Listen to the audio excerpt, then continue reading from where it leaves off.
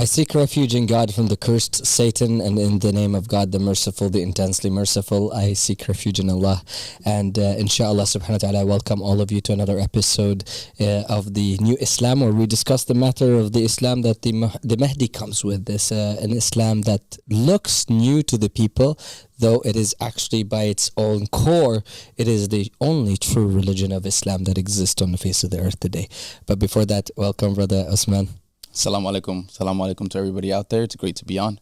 Assalamu alaikum. So yes, as we welcome you, brothers and sisters, inshallah, into our episode, today's episode is going to be about Ramadan. And I think that is fitting because today is the month of Ramadan to the Muslims in general, Shias, Sunnis, and everybody. So I think that's very important to look into and to actually discover whether, and I'm sure, our followers who have been following for a while now, they must have known, that Abu Sadiq alayhi salatu wasalam, or we in the Ahmadi religion of peace and light, we believe that the month of Ramadan is not in the month of Ramadan, that the Muslims in general and all their sectarian divide actually are fasting. So today would, according to the true religion of the Prophet Muhammad sallallahu alaihi wasallam, today is not actually the month of Ramadan. And we can understand, brother, right? Like that this could be a very shocking reality that people must have faced when they faced our da'wah.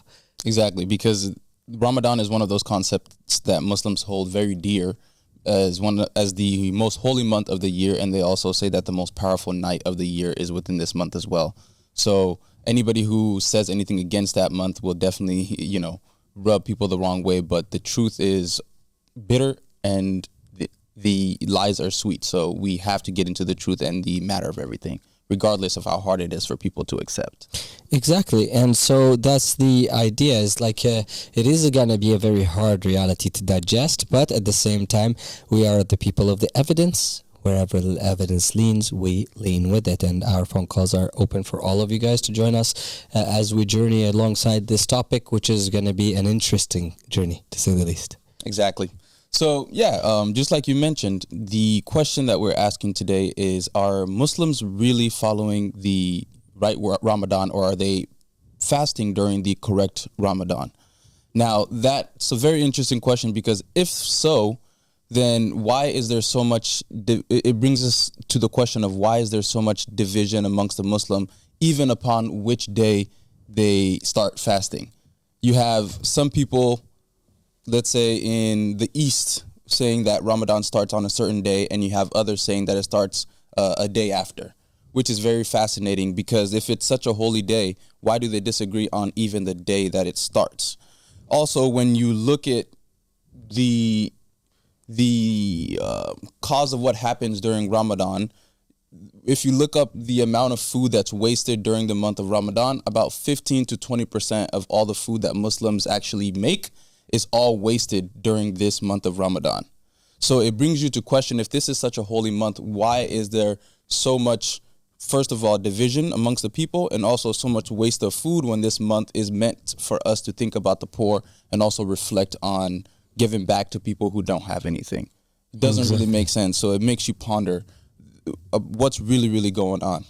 Exactly, and I think that's one of the things that we have to deal with today. So, for example, as you know, the Muslim Ummah has never gathered almost in its entirety on which day is the beginning of the month, as you said. So today, for example, we have the Malaysian government, Malaysia, announcing that March the 2nd is actually the first month of Ramadan, the first day of Ramadan.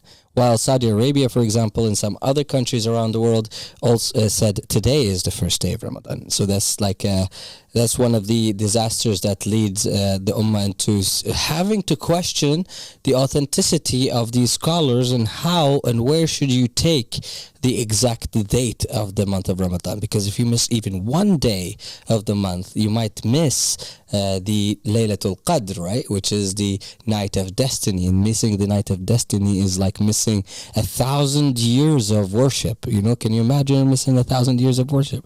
where Allah subhanahu wa ta'ala's angels descend from the heavens and like deliver the messages and deliver the commands and everything and sustenance. If you miss that night, it is a disaster, the night that the Prophet received the Quran in it, a holy night really in Islamic history. So when you have countries such as Malaysia, which is major in Islam, also Saudi Arabia and different countries around the world, they're saying the different days of month of Ramadan. That's a reason to investigate. I think that is like, if you do not investigate after hearing this and after seeing the ummah time and time again separating. In 2018, the Shia scholars between, for example, Khomeini and Sistani, they disagreed on the day of Ramadan. So that Shia has the same problem as well. Also, on top of that, you have like countries like Egypt and other countries like Saudi Arabia, Syria. They have different days of starting sometimes as well. So it is, and we're not talking about countries that are very far away. We're talking about like very neighbors that do not agree on the month of Ramadan. So that's where we should start. Exactly, and also, after looking at the evidence that's on the ground today of people disagreeing on when the actual month starts, we can also look at what the family of the Prophet Muhammad sallallahu alaihi wasallam said, because this is all fulfillment of a prophecy of the fact that Islam will reach a time when it is going to be lost. Imam Ali alayhi salatu wasalam actually mentioned that a time is soon coming to mankind when nothing of Islam but its name will remain, and only the written form of the Quran will remain. Their mosques will be fine in condition, but will be devoid of guidance. Their learned men will be the worst under the heavens, and corruption from them and returning amongst them. That hadith right there, amongst numerous other hadiths, is evidence that Islam is at a point, or is going to be at a point, when it is divided and the people are going to lose their religion. Exactly. And the fact that people can't even agree on when Ramadan starts is evidence that they are losing their religion there. We have other hadiths that I will also go into.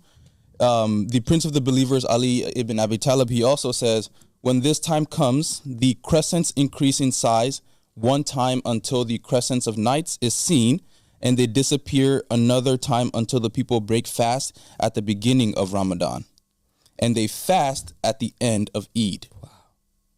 Right? That's insane. That's definitely insane. So the Imam Jawad asks them, may I be your ransom? What do you say about fasting?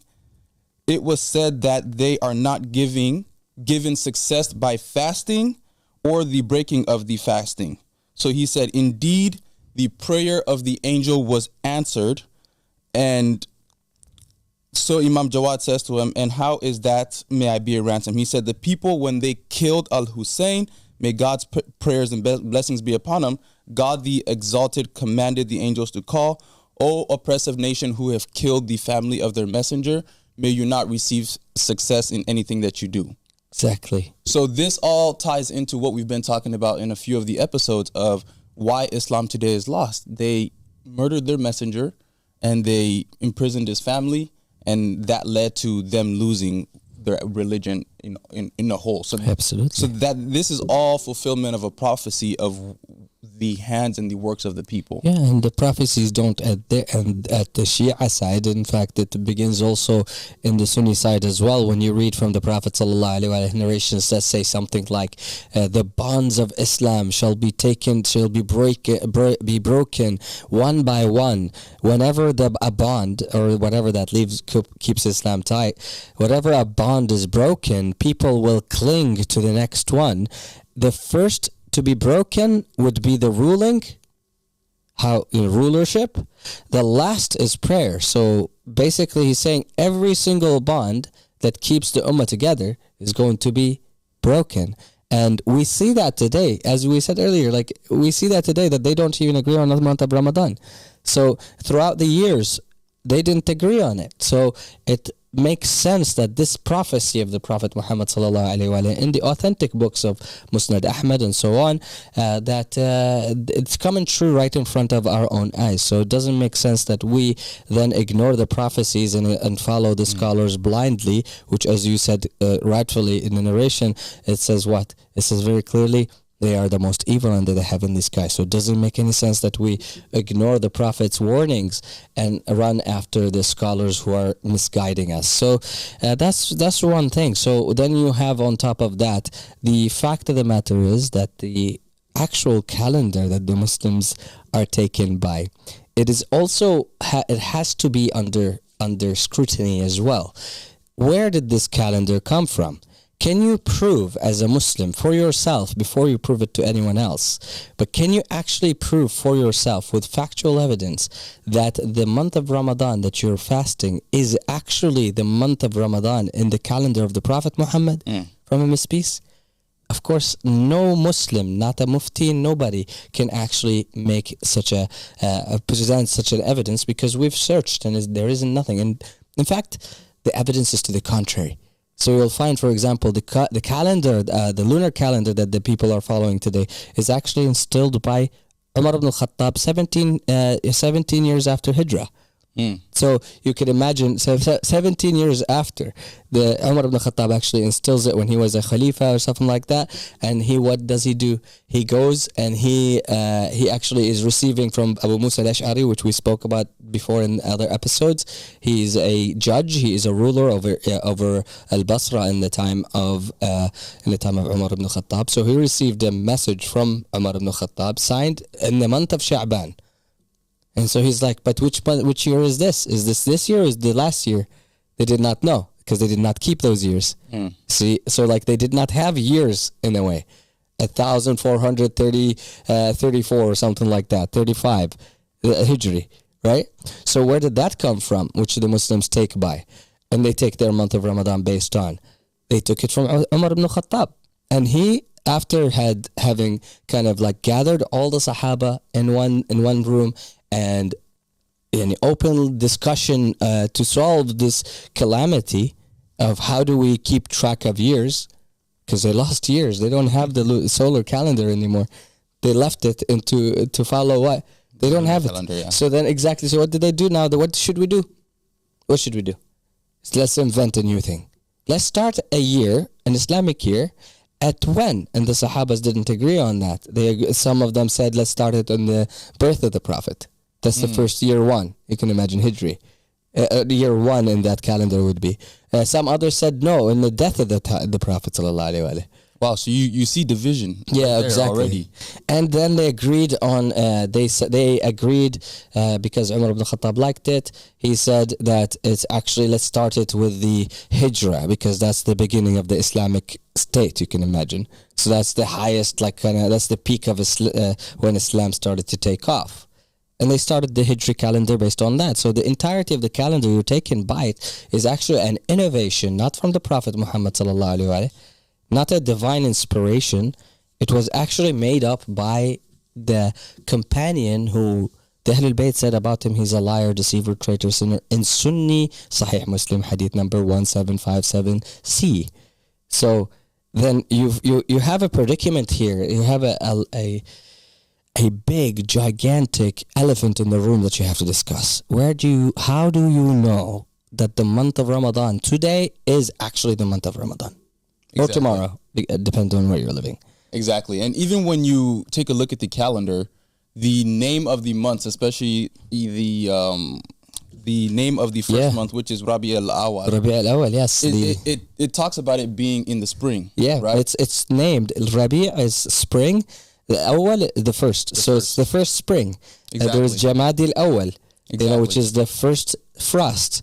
These are titles for seasons, exactly. Which means that before Umar ibn Khattab innovated these innovations, they used to stick to a seasonal calendar of some kind. They used to keep the seasons and name it by season. So today is the first of the spring. Tomorrow is the first of the Jamadi al-Awwal, which is the first frost. Exactly. Winter. So for anybody who is a logical thinker, it wouldn't make sense for these months to change every single year. It doesn't make because there's going to be a year when you're saying the 1st of spring when it's December. Exactly. It doesn't logically make sense when you look at it analytically. Exactly. And this shows you also another clue. If you are putting your detective hat on, this would be another clue for you to add to your case of evidence against the claim of the general mass scholar of Islam, scholarly of like realm of Islam, when they say that this is the month of Ramadan. It just simply does not make any sense. On top of that, what do we have? We have something even more than that, or something even more disastrous in a way. What do we got? We got for example, the Ahlul Bayt, as you narrated very well from them. They said that this is not the month of Ramadan exactly. So history also again leans towards what we're saying and not towards what the Muslims general masses believe right now, which they take their belief systems from the scholars. So, for example, yes, we go to Al-Kafi Sheikh Kulaini, volume 4, as you see, inshallah, as you will see on the screen in front of you. In Al-Kafi, volume 4, you will find a hadith that's very interesting. What does it say here? It says, فيما بينما كنا بين. So here is Imam Ali alayhi salatu wassalam and Ziyad, and Sahel ibn Ziyad. Okay, Sahel ibn Ziyad, son of Ziyad, is with Imam Ali and they are traveling. Yeah, and they reached a specific location, and the Imam alayhi salatu wasalam, this is in the month of Sha'ban. Okay, according to the narration, this is Sha'ban. And in the month of Sha'ban, the Imam was, while traveling, he was fasting. But then they saw, he said, we saw the month of Ramadan's, you can say, the month Ramadan's hilal, which is the moon. We saw the moon of Ramadan enter upon us. They're like, wait a second. Imam Ali alayhi salatu wasalam breaks his fast. So the guy with him, his companion, he's shocked. He's saying, may I be your ransom? Yes? Here you go. Here you go. فَأَفْطَرْ. So he broke his fast. Then you can read in English if you'd like. I'll translate directly for you because the translation is the Arabic translation is always a bit different. But here it says شهر رمضان فأفطر. So he broke his fast, and I said to him, جعلت فداك. May I be your sacrifice? Ams, that's yesterday, was the month of Ramadan. Was Sha'ban. And you were fasting. وأنت صائم. واليوم, and today is the month of Ramadan. And you broke your fast. You're breaking your fast. You're not fasting. So the Imam alayhi salatu wasalam said that fasting, the first one, is a volunteer. We volunteer it. But this, we have to do it. This is a duty on us to break the fast.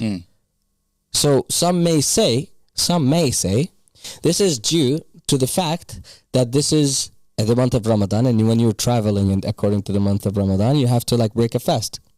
But that was a volunteer. That would make sense only if we don't have the next narrations, which kind of support this interpretation. Here we go. Let's go to the next slide here, which is like the next hadith, Al-Kafi Sheikh Kulaini, the same thing, volume 4. You will see in here, when Imam Ali alayhi salatu, when Abu Abdullah alayhi salatu wasalam, when he said, when Imam al-Hussein alayhi salatu wasalam, son of Ali, was hit by the sword, as you narrated earlier, I wanted to show them the actual source, with the sword, so he fell, and then they started to chop his head, to take his head off. Nada munadin min batnan al-arsh, a caller from the insides of the throne of God, said, ألا أيتها الأمة المتحيرة الضالة بعد نبيها. O you nation straying away, which is in confusion after its prophet. لا وفقكم الله لأضحى ولا لفطر. May Allah subhanahu wa ta'ala never grants you success to fasting, to Eid al-Adha, or fitr, or breaking a fast. Then he said, ثم قال أبو عبد الله. Then Abu Abdullah عليه الصلاة والسلام said, فلا جرم والله ما وفقوا ولا يوفقون حتى يثأر ثائر الحسين. By Allah, this is not a crime. It's not a wrongdoing from Allah that He's done this for them. That He did this curse, you can say, upon the ummah. Which is why and they will not be granted success, and they will not be successful to it, except until the avenger of Imam al-Hussein alayhi salatu wasalam, of what happened to him at that day. So they will never, the Imam alayhi salatu wasalam very clearly stating, you will never be able to be successful to the month of Ramadan until the Imam al-Hussein's avenger comes and takes revenge for Imam al-Hussein alayhi salatu wasalam for what they did to the master of youth of paradise. So that's also another disaster for you that you have to fix for us as Muslims. We have in the history very clear as day understanding of what's happening. Exactly. Yeah, go ahead. Yeah. It's just very, very fascinating because the arrival of the Mahdi lines up with the Muslims being lost. You have the Imams saying that the Muslims are going to lose everything, and you have this event also occurring when they, martyred Imam Hussein alayhi salatu wasalam. So everything is lining up to this thing called Ramadan, or these practices of the Muslims actually not being true. Exactly. And to top it up, we have from the du'as of the Ahlul Bayt, the supplications of the family of Muhammad. In the dua in the Sahifa Sajjadiyah, for example, and every Shia knows, no matter how many numbers are there, they know what the Sahifa Sajjadiyah is. Every house of Shia Islam has the Sahifa Sajjadiyah, this book, because it's a book of supplications of the Ahlul Bayt. If you want to hear how the Ahlul Bayt supplicated and you want to read their supplications, download that book. It's for free online. It's really an amazing book to read. And in it, we find something very interesting. The supplication number 45, it says in it, it's called the farewell to the month of Ramadan. So the month of Ramadan is going away. And you're saying goodbye. You're doing dua to Allah subhanahu wa ta'ala. Yes, saying goodbye to the month of Ramadan. So thank you so much for allowing us this blessing. Exactly. Yep. In here, in verse number 143, inshallah subhanahu wa ta'ala, we'll start from there. Peace be upon you. It's on the screen right now and you should be able to see it. Assalamu alayka wa ala fadlika alladhi hurimnah. Peace be upon you and upon your bounty which has now been made unlawful to us. And upon your blessings gone, by which have now been stripped away from us. وَعَلَى مَاضٍ مِّن بَرَكَاتِهِ بَرَكَاتِكَ سُلِبْنَا. As in like it's a blessing in the month of Ramadan. It's gone. It's lifted from us now. Yeah. This blessing of Ramadan. اللهم إن أهل هذا الشهر الذي شرفتنا به. O God, we are the people of this month which you have ignobled us with, meaning you have honored us by. وَوَفَّقْتَنَا بِمَنِّكَ لَهُ, and have granted us success because of your kindness to it, to reach it. حين جهل الأشقياء وقته, when the wretched are ignorant of its time. وحرموا لشقائهم فضله, and you made unlawful, or it was made unlawful for them, its bounty because of their wretchedness.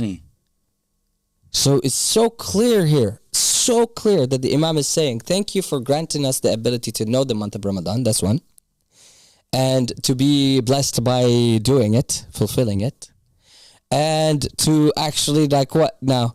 And you have made those wretched people not know its time. Which one is the wretched one?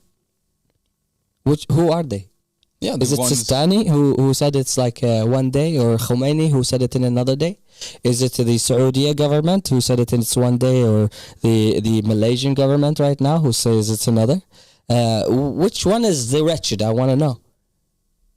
And tell us, point at us out, because right now, technically speaking, within the timeline, you guys are fasting around the same time. Yeah? So anyway, whoever you say, everybody's wretched in this sense. And all these scholars that are teaching you this Islam is are wretched. They don't know the month of Ramadan. They're just guessworks. They're guessing. Some of them say fatwa that it's okay to use your eyes, and it's not okay to use any binoculars. Others say no, it's okay to use binoculars, and it's not, and it's completely fine. You don't need to actually use eyes alone, because right now we're in modern times, and the Prophet did use weaponry and tools back then. So what's the problem? Why can't we use it today and see? And so it's actually a very huge disaster, because right now we went through Sunni hadith, Shia hadith. Exactly. And like, so the history itself is on our side saying, yes, you're right. The month of Ramadan, people are not going to be successful to reaching it and fulfilling it. Exactly. So the people who actually follow the Shia and Sunni sects, it's important for them to investigate a lot of these matters. That's all we are asking for. Exactly. For people to investigate, for people to use their mind and to actually think. The scholars of this end time will never tell you the truth. They are mentioned to be amongst the wretched of creatures. So you'll never get the truth and the correct answer for them. So we just ask you to think and just look at the little examples that we've given you in both Sunni and Shia texts. Mm-hmm. They clearly show that the month of Ramadan was lost. And so was the whole religion of Islam. Yeah. And so again, you tell us. You be in our place. Take our seat here, and we'll be where you are. And just tell us, why should we actually trust the scholars and what they say? And in the end, why are we wrong? Like, how are we wrong? Like, is it us who are weird? Is it our stance that is weird and strange and really out of the ordinary? Because we're the only ones who are actually taking history seriously. And we're actually investigating it seriously. We're making cases for you in ways that not even the scholars did. Yeah. So that you can see with your own eyes. We show you the hadith with your own eyes so that you can check for yourself and you don't think that we are actually lying to you. Exactly. That's a fascinating point, because we are the only ones who use facts. We don't use emotion, or we don't use bias based off of what we were raised upon. That should show you the truth is within the facts. Yeah. And that's all we are doing, is presenting the facts for you and allowing you to decipher your decision from That's absolutely right. And so now that we've kind of maybe some people are wondering to themselves, okay, now you guys are saying the month of Ramadan is not actually in its right month. So where is the month of Ramadan then? Tell us, don't just make us confused, give us a solution, give us a way out. We also have a way out for you. Abu Sadiq alayhi salatu wasalam had clearly stated and clearly made a amazing, logical, rational, argument and a case for the month of Ramadan being in a specific month of the year, a specific season actually. It's that detail, a specific season. And you don't have to go so far at all. You don't have to go into anywhere to actually discover this reality. You just go to the Quran. The Quran you guys itself. Like the Quran and Sunnah, right? Exactly. Okay, let's go to the Quran and see what Allah says about these pilgrims, or where did He mention about pilgrims? First question is, how many pilgrims exist in Islam? There are two types of pilgrims. There's the Umrah and Hajj. These are the two pilgrims in Islam that we know about. These are the main Islamic pilgrims. You can do a Umrah and you can do a Hajj. When are these months of Umrah and Hajj? Let's see. In the Quran, Allah subhanahu wa ta'ala is talking to the people of Quraysh in this verse. And He says, and as you will see in front of your eyes, inshallah subhanahu wa ta'ala, in Surah Quraysh. Surah Quraysh is very short, and you will see as you see, if Ila fi Quraysh, and I think every child have memorized, every Muslim child has memorized this chapter. So let's begin. Bismillahir Rahmanir Rahim. In the name of Allah, the Merciful, the Intensely Merciful. لإلاف قريش إلافهم رحلة الشتاء والصيف. So for the favor, they translate it as favor. Let's just say, so they're familiar. The Quraysh, they have a familiarity. For Quraysh, there's a familiarity. They know something, which is what? They have they're familiar with two trips. رحلة الشتاء والصيف. The trip of the winter and summer, right? Now look at the disaster of interpretation. Look at read the narration, read the interpretation with me. Secure in their trading caravan to Yemen in the winter and Syria in the summer. Now, Now, where is that in the Quran? There doesn't exist. Here, watch with me in front of your own eyes. This is not me making it up. This is the website that you guys give us as a source of authentic, as an authentic source. Yes? Here we go. Their familiarity, the journey, winter, and summer. Where did they get the trade caravans to Yemen and then to Syria? All of that is the additions of the whims and whims of the scholars. And also, when you look at the next verse, this is the peak. Yeah, this is you're about to get into it. Yeah, go ahead if you want to. But ahead, this brother. is the peak of the whole argument. We just reached it right now. What are we talking about here? 2 pilgrims, two trips that the Quraysh had, they were familiar with. They know it. It's in the traditions. They have it. They know it. 2 familiar. One in the summer, one in the winter. For what reason? They translate it as trading. Yes. Allah's not agreeing with them. Exactly. And also, when have you ever heard of somebody trading based off of the season? Can you imagine that? And why would you trade in summer when it's so hot and you're killing your camels? Exactly. I mean, you would not. If any month you would avoid, it's the summer of the Middle East. Who would want to travel on that month? Exactly. Why would you do trades on that? That's when all of your crops could probably die in a way. And you would die too. So it doesn't make sense. You don't travel then. So you travel when? Travel anytime there is a business. Exactly. That's what makes rational sense. Do you think businessmen and entrepreneurs are going to say, "Listen, look, today is kind of like spring. It's fall. It's fall. We cannot do trade in fall. we cannot send these things over them to the other countries, and it's fall, man. We cannot do it in between summer and the next season." Doesn't make sense at all. How? That's not how they tricked us. Wallah, they tricked us. 100%. How many years did we believe that it was actually trade caravans? And it's very interesting because you even just showed it in the Quran that it's not trading caravans. But then we're gonna get back to it. Let's go back to the screen so that you can see with your own eyes, inshallah subhanahu wa ta'ala. Once again. فَلْيَعْبُدُوا. What is the purpose of these trips? Is it to trade? Trade? Let them trade? No. The purpose of these trips in the summer and the winter is ibadah, is worship. So let them worship the Lord of this house. You let them worship the Lord of this house. That's the intention behind tripping. They have taken a trip in the summer and winter. Therefore, we know Umrah and Hajj, they have to be in one of these two.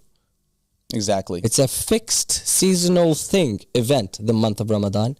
It's not something that keeps moving, which disproves the calendar of Umar ibn al-Khattab. Exactly. It disproves the lunar calendar completely. Completely. Because in the Quran, it states that they are in 2 specific times. Exactly. Summer and winter. And if you have a lunar calendar, summer and winter in the calendar change every year. Exactly. It doesn't logically make sense. Doesn't make sense at all. I hope everybody is following along with what we are saying, because this is all factual, and that's what we're doing, is just presenting the evidence for you clearly as day on the table. But go ahead, my brother. Yeah, and so that's what happened, right? So then you have the problem of what they're saying is that if you take the lunar calendar, then the calculations of the years will be completely off as well, which is another problem.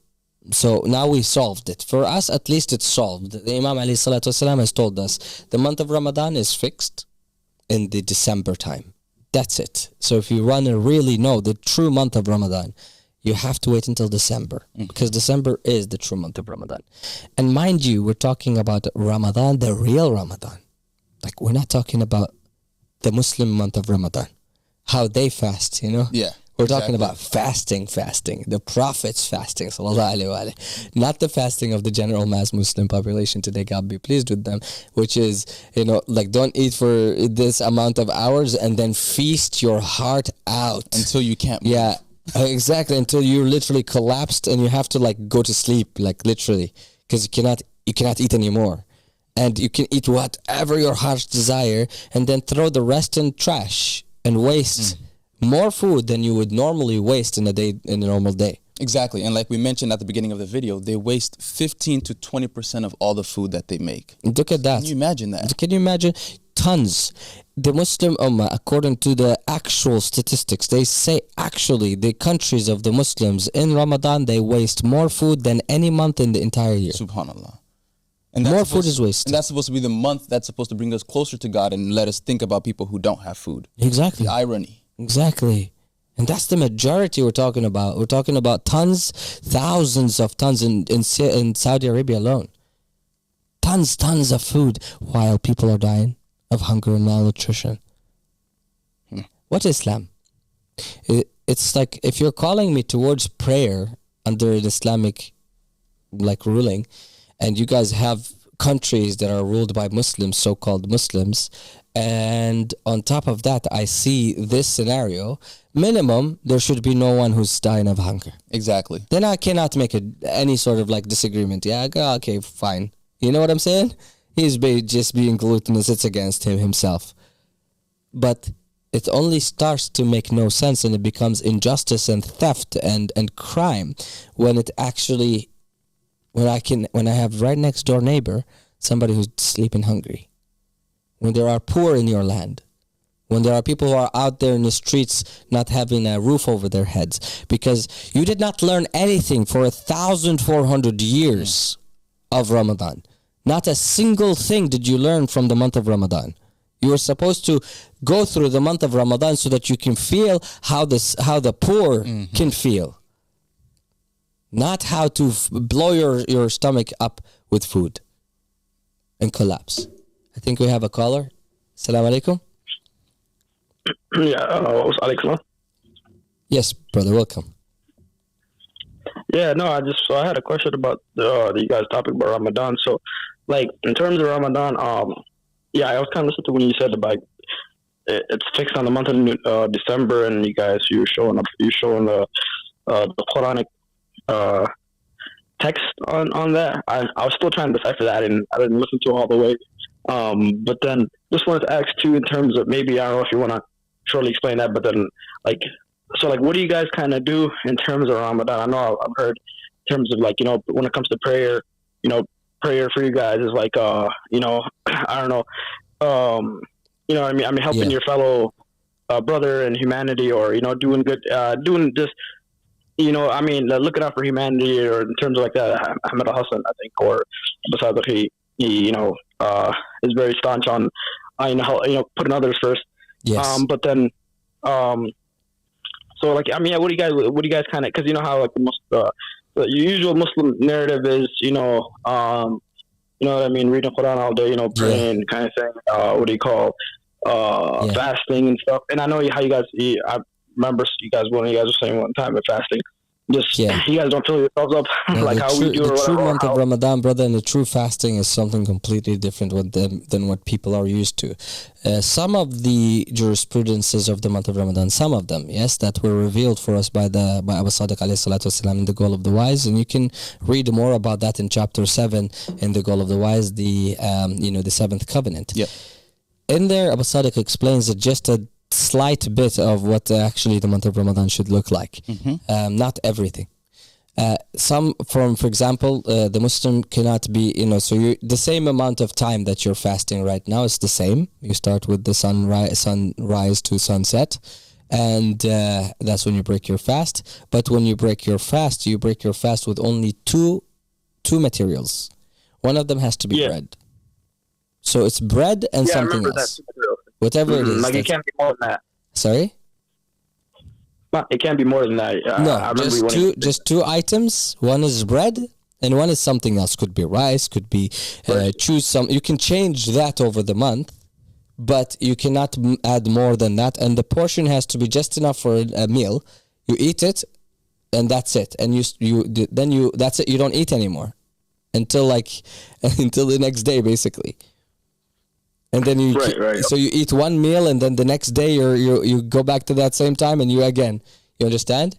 So it's not like after the breaking of fast, now you get to eat as much as you want, and then you get to stop for 2 hours, go to the gym, and then come back and eat as much as you want again. It's not open ended. No, it's actually very hardcore, It's Wow, supposed to actually do a lot, right? And it's what happens is that it's supposed to actually detoxify the entire body from the poisons of the a whole year. That's one. That's one of the medical yeah, benefits that's how of they kind something of like thought that. of too. Yeah, I mean, at least how I grew up was like the moralistic view of like, Ramadan was like, hey, you gotta feel how a poor person feels, or the hunger of a poor person. Yeah, I mean, like the hunger of a poor, Yeah. like the people who go with that famine and stuff. And I forgot there's a couple other moralistic kind of Yeah. with like omens that they And would by the way, you're say. not allowed to like have any intercourse with your wife, for example, For the entire for month. the entire month. Yeah, that too. Yeah, and fasting away from backbiting, fasting away from like talking bad, fasting away from any sort of like intoxicants or whatever it is. That everything has to be. You just have to stop. You know, like as in like intoxicant. What I mean by that is like smoking cigarettes is haram anyway. But if you're doing it, you have to stop. Like you cannot. That's the month where you want to start learning to quit. Yani. Right. Okay. No. Right. Uh. Um. So yeah, no, I mean that's pretty cool. I just wanted to ask too. I was like maybe kind of a weird question, but like besides they say like Imam Ali, when he was lifting up that huge gate, Yes, the Lord for of Muslims Khaybar. the battle at the Khaybar, they said that he lifted up with like one pinky or one hand or something, One one hand, yeah. finger or something. Yeah, one Lifted hand, it and with a it's single like hand and used it as a shield. shield. Yeah, it's like it's like 1,000 pounds, or it's like Sure. it's heavier than you can imagine. That with was one of the human- miracles that is even recorded in Sunni Islam for Imam Ali. Yes, Imam Ali has many miracles.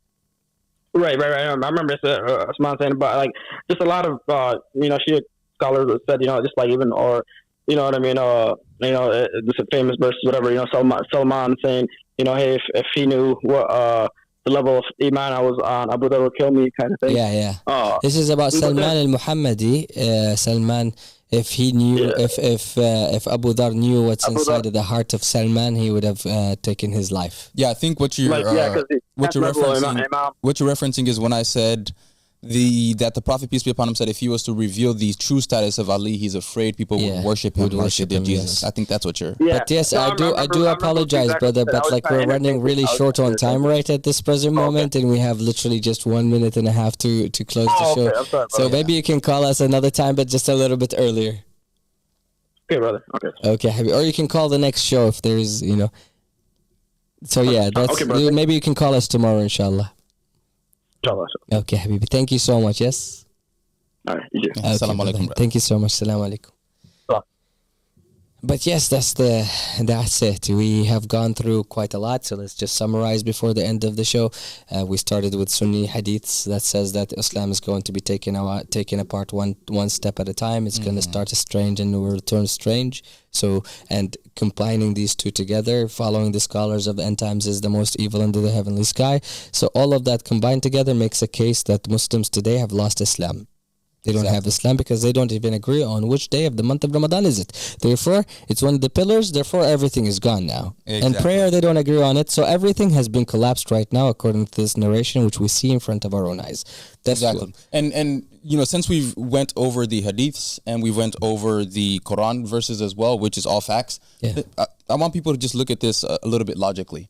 And it should make sense to you that God has mercy upon all of his creatures. Yes. And he put the month of Ramadan in December, Exactly. which is when the sun is out the least amount of time. And it's cold. And it's cold. So you can it still makes it do a lot, easier. yeah. So just many different ways you can look at this, but it all leads back to Absolutely. Ramadan being in the incorrect month. Exactly. And so that's what we have today, and which is basically, as you said, it is in the month of December because it's cold, it's nice, it's like actually the body can handle a lot of heavy lifting in cold, because it's like it helps. Heat heat is the problem really in this world. So the idea is that what happens then after that, we moved into from Islam to Shia Islam. We found that the Ahlul Bayt alayhi salatu wasalam in history also agree that the month of Ramadan is lost from the ummah. They will not be granted success to it.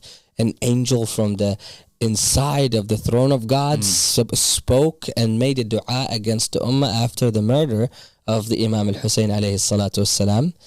On top of that, we have the Quran, which testifies to which month is the true month of Ramadan in Surah Quraysh. and it is in the month of winter, as Abu Sadiq alayhi salatu wasalam has made clear for us. I appreciate you guys being here with us in this episode. So thank you so much, Brother Usman. Absolutely. God bless you. It's honor like always, brother. Always. So thank you so much for being here. God bless you. And inshallah, we'll see you in the next episode.